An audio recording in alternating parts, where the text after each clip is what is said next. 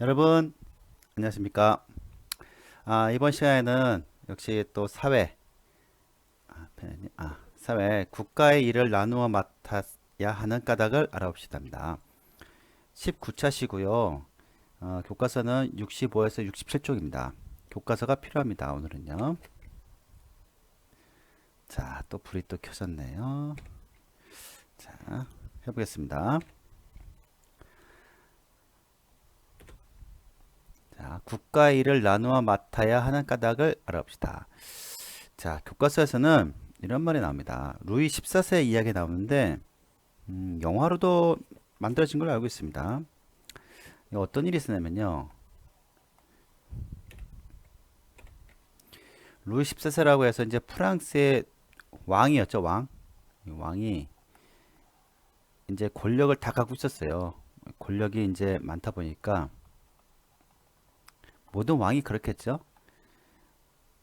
베르사유 궁전이라고 아마 세계에서 가장 예쁜, 세계에서 가장 화려한 궁전을 짓습니다. 근데 여러분도 알다시피 이 궁전에는 굉장히 여러분 교과서 아마 65쪽에도 궁전 나오는데 엄청 예뻐요. 예쁜데 뭐 화장실이 없다는 그 속설도 있습니다. 자, 이렇게 하다 보니까 이 궁전을 짓기 위해서는 이제 많은 세금과 그다음에 많은 인력과 또 그러다 보니까 이제 다치거나 죽는 이제 사람도 많았겠죠. 그래도 불구하고 이 권력으로 그 권력의 힘으로 궁전을 완성합니다. 그러니까 이제 시민들이 이제 먹을 게 없으니까 뭐 막 빵도 달라, 먹을 게 너무 없다니까 오히려 탄압을 했죠. 그다음에 끝내는 이제 왕이 물러나게 됩니다. 그 일 가지고서요. 우리나라에도 이제 이런 일이 많이 있었습니다. 근데 이제 이럴 때 왕이 너무 큰 권력 갖는 것이 이제 잘못됐다. 이제 이때 이제 알은 거예요. 이제 시민들이요. 그래서 어떻게 했냐면은 왕의 권력을 이제 나눠 가졌죠. 못하게. 그것이 바로 삼권 분립이란 말입니다. 지금 현재 우리나라가 이런 제도를 이제 갖고 있습니다. 삼권 분립 제도를. 자, 우리나라에 이제 대통령이 있지만 대통령이 있죠. 대통령이 있지만 대통령이 모든 권력을 갖고 있지 않습니다. 그렇죠? 왕도 아니고 대통령은 어쩌면은 정부의 권력을 갖고 있는 거죠. 정부의. 이 국회에서 만든 국회에서 법을 만들죠. 이 법을 가지고서 이것을 집행하는 역할을 하고 있습니다. 누가? 바로 대통령이 하고 있습니다. 그 다음에 이 법원에서는 또 그 법을 가지고서 이 만든 법을 이렇게 적용하고 있죠. 여러 가지 사건이나 뭐 사람들한테 적용하고 있는 거죠. 자, 이렇게 해서 이제 이거를 바로 삼권 분립이라 합니다. 66쪽에 여러분들 교과서 66쪽 보면은 아마 그에 대한 그림이 이렇게 있습니다. 네, 여기 보면은 삼권 분립에 대한 그림이 딱 그려져 있죠. 66쪽입니다. 교과서에. 정부에서는 법에 따라 국가 살림을 한다. 가장 기초는 이제 국회죠. 국회에서 국가를 다스리는 법을 만듭니다.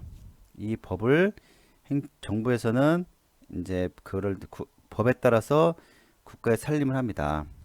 또한 법원은 법에 따라서 재판을 합니다.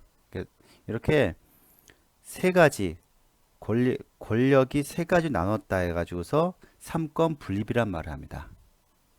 자, 이해할 수 있겠죠?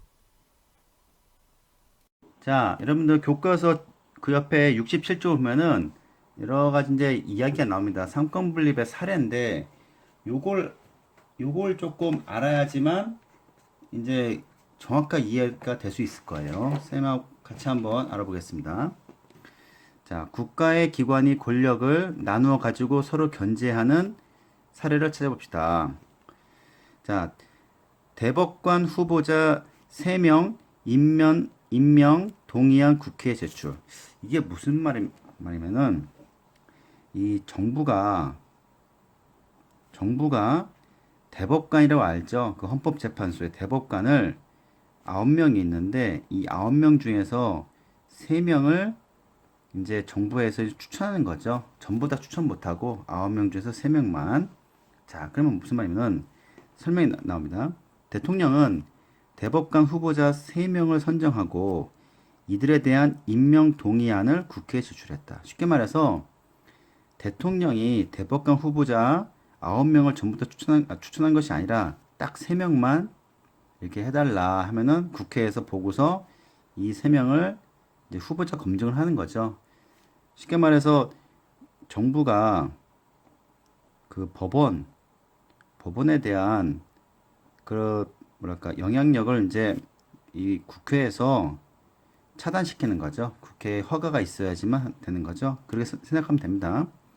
국회는 새 후보자에 대한 청문회를 거쳐 본회의 표결로 임명 동의안을 처리한다.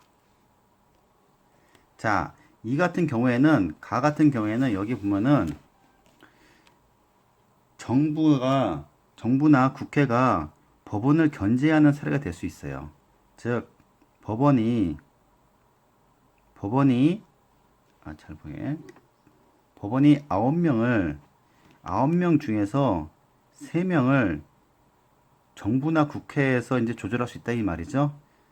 자, 그러니까 이것은 가가 되겠습니다.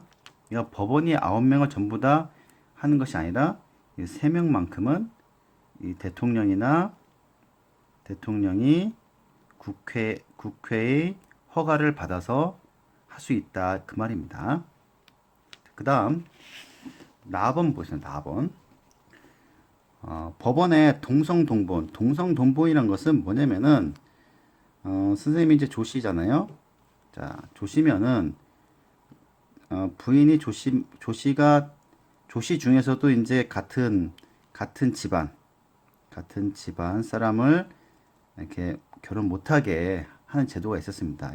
지금은 없어졌어요. 옛날에는 그랬습니다. 뭐 김씨도 마찬가지입니다. 김씨 중에서 같은 집안 김씨는 못하게 했습니다. 그러니까 이제 좀 이게 좀 문제가 있죠. 그렇죠? 개인의 자유를 너무 억압하는 그런 제도인 거죠. 그래서 금혼법, 혼인을 금지하는 법이 위헌인가? 위헌이란 말은 헌법에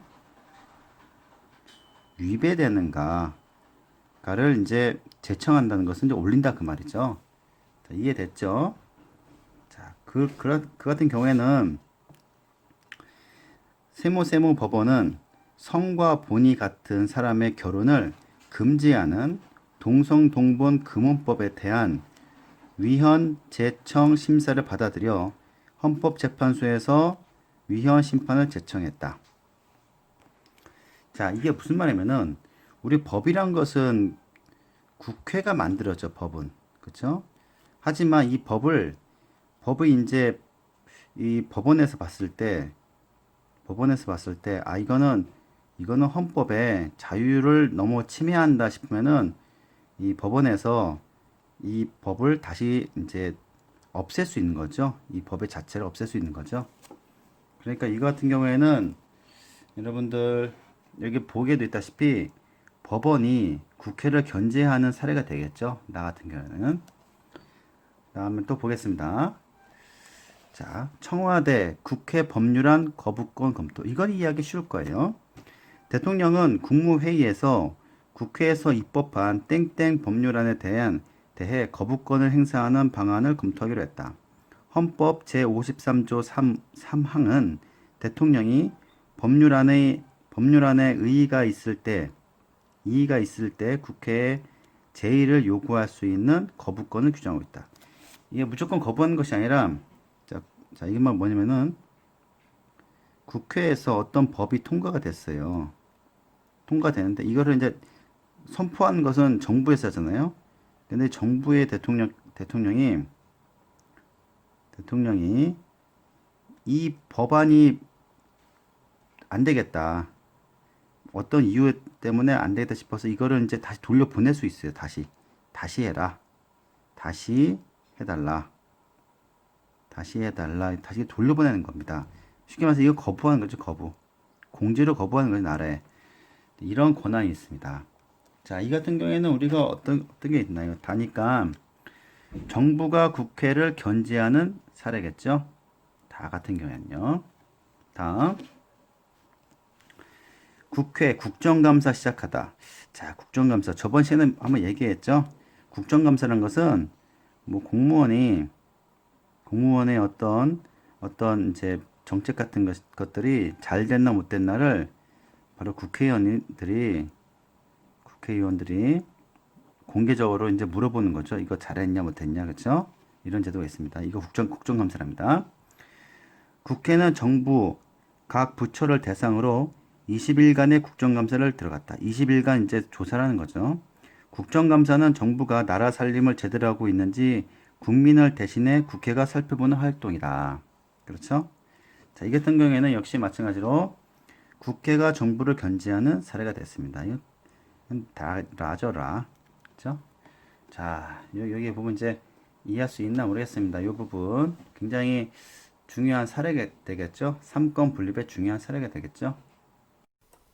네, 그래서 여러분들 그 교과서 스님과 같이 67쪽을 봤는데 삼권 분립에 이해가 많이 되나요? 자, 그 이유는 뭐냐면은 서로 견제하는 거죠. 서로 너무 권력을 너무 한 곳에 갖지 않게, 한 곳에 집중되지 않도록 세 군데, 정부, 그다음에 국회, 법원 이렇게 세 군데 나눠 갖는다 그 말입니다. 그리고 또 한 곳에 너무 치우치면 안 되겠죠. 그래서 균형도 필요하겠죠. 네, 그 다음에 이제 참고 삼아서 쌤이 또 조사한 게 있습니다. 대통령의 권한에 대해서 아까 대통령의 권한은 우리 이제 정부의 권한이라 생각하면 됩니다.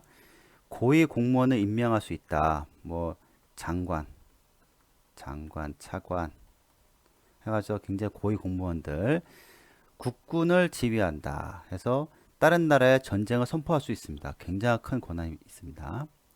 법률을 제출할 수도 있고 대법원장 아까 전에 그 법원에 그랬죠. 대법원장이나 대법관을 임명할 수 있다. 무조건 임명을 하는 것이 아니라 국회의 동의를 얻어야겠죠. 그다음에 국민투표를 이제 어떻게 이걸 국민투표를 할 수 있다는 게 아니라 국민투표를 하게 할 수 있다는 겁니다. 그러니까 어떤 일 가지고서 우리 국민투표를 합시다. 그런 걸 할 수 있다 그 말입니다. 면책특권. 우리 저번 시간에 그 국회의원들 마찬가지로 국회의원도 이런 면책특권 있었죠. 대통령도 마찬가지입니다. 대통령도 면책특권이 있습니다. 아, 어떻게 면책특권이 있냐면은 국회의원들은 현행법이 아니면은 잡아갈 수 없잖아요. 그렇죠? 현행법이 아니면 대통령도 마찬가지입니다. 대통령 같은 경우는 그러니까 나라를 만약에 망하게 할 정도의 잘못이 없으면은 괜찮다 하더라고요. 그러니까 국회의원보다 더 큰 면책 특권이 있습니다. 또 한 가지는 이제 나란 일을 계획하고, 그렇죠? 이번 같은 경우에 코로나 같은 사태를 이제 그런 걸 막기 위해서 계획하고, 또한 추진도 할 수 있겠죠. 마지막으로 평화 통일의 의무가 있다고 합니다. 이건 우리나라만 있는 의무입니다. 그러니까 남과 북을 통일시킬 수 있게 그런 의무가 있다고 합니다.